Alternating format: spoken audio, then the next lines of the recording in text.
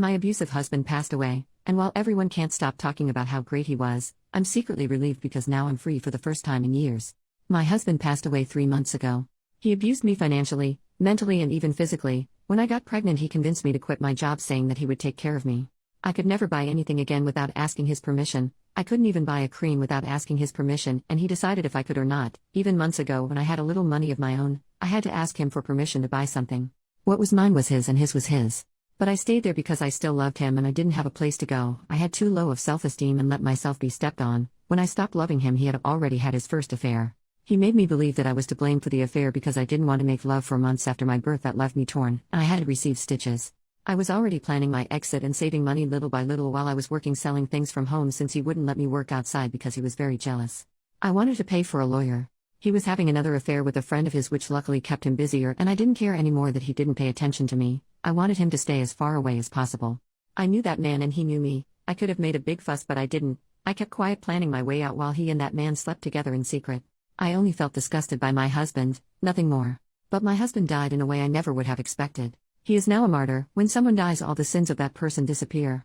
Because that's what even my family thinks. Those who knew about his affair and how he manipulated me are now talking about how good of a man he was, and we shouldn't insult someone who's dead.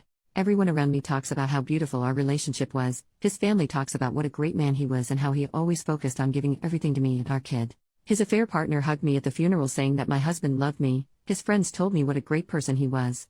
Everyone talks about how good he was and how he is now an angel in heaven. And I have to pretend to be sad. The day he died, I cried a lot, but not out of sadness. I cried with relief and I felt free. It would have taken me too many years to save to pay for lawyers with my little store without him realizing that I was keeping money in secret. He would have kept everything. He would have made my life hell, and I know it because he had told me so every time I stood up for myself. But now I have the house. I have everything. I have the monthly money for being a widow. I have my children totally with me. I have started with a psychologist. Everyone thinks that I do it to cope with my grief, but no, it is to overcome the abuse I suffered from him. It was really hard to pretend being sad in the funeral, but I did it for my child. I did it because now everything is over and I'm free. If I made a fuss, my ex-mother-in-law would have done something so that I wouldn't keep anything. They were just like him. But now I'm just a sad widow who needs help in their eyes, the silly widow who didn't know anything, but that's helping me to be free and have what I deserve. Edit, sorry for the bad English, I used the traductor for many parts. Also, we are not from an Islamic country and here same-sex couples can live and marry freely. He just cheated on me with a man like he cheated on me with a woman. I guess he was bisexual. Update 2 months later. It's been several weeks since I last posted, and I didn't expect my post to end up in other places. Honestly, I had totally forgotten that I posted here, but a few days ago the lover and friend of my ex-husband, I have started calling my deceased husband that way. I don't want him to be eternally tied to the idea that he is still my husband even after death. Death did me the favor of separating us, visited my house saying that he found my post. I didn't expect him to find this and it scared me a bit, but honestly there's nothing I can do about this anymore. I posted it to the internet and I guess that's my fault. One of my sons let him in when I hadn't heard the doorbell, so I had no choice but to let him in to not make drama in front of my kids, and I wanted to know what he was going to say. Once alone he told me that he knows that I know about him and my husband having an affair because of the post he found on TikTok. He told me that my husband was not the best husband, but he was a great friend to everyone and a very hardworking man to everyone, that even his family misses him too much, and even though he had his mistakes in the past, that I should let go of the past and stop digging into it because we're all better off like that. He was insisting for a while to such an extent that I felt intimidated by him, to the point he reminded me of my husband, and it is the first time that I have that feeling with a man that is not my ex-husband. I can talk peacefully with them, but this situation made me feel on the verge of a panic attack because of his attitude. He's basically scared that I'll tell everything, that he's gay, and I don't know if he has a boyfriend, but maybe he does, and that's why he doesn't want me to say anything about their affair. I've been a submissive woman for years. My ex-husband turned me into a fearful woman that I wasn't before. He made me the kind of woman who was always going to put her head down, but when he died I felt so happy and liberated. I cried with relief for days. And when this man came into my house to tell me what to do, it was like seeing my ex-husband again, giving me instructions about how to behave and what to do.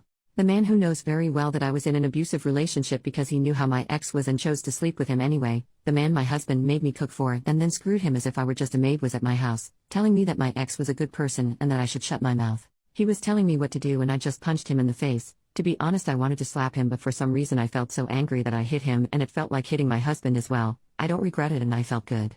I yelled at him and told him to leave or I was going to tell everyone what happened. He ended up leaving the house and he has been quiet ever since that day. My main plan was just to shut my mouth and let go of the past, but that is one thing, and a totally different thing is that this man comes and wants to impose on me what to do as if I were a doll. Maybe my reaction wasn't the best, but I'm tired of people telling me to shut up. I never managed to say anything to my husband, and that day I felt that I somehow did that.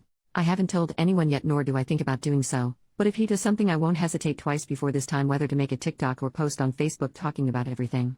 With the issue of the house, with the economic crisis, I am not sure that anyone can afford what a house like this is worth, but for now I have focused on finally being able to get a better job in the future to be able to rent a house and be able to rent out this house. That could be a really good way to have money. My other goal in the future is to buy a small piece of land, no matter how far it is. I just want to have something that is my own for me and my children. My children don't miss their father too much, and I understand them. It has taken me a while to get them a child psychologist, but recently they started to go to their sessions and they are doing well. I think the best thing I've done is to start making excuses for my ex-mother-in-law and my own family for not seeing them as often as before, and I've started the stage of cutting off contact little by little, making excuses with work or that we're not at home, although I still have to let my ex-mother-in-law come home from time to time. I think even my kids are happier when they see how much better my mood has been. I doubt that many people are interested in this, but thank you for the messages I received, although many do not understand that cultures and laws are different, and here buying a house or moving to the other side of a country in a month is impossible for many.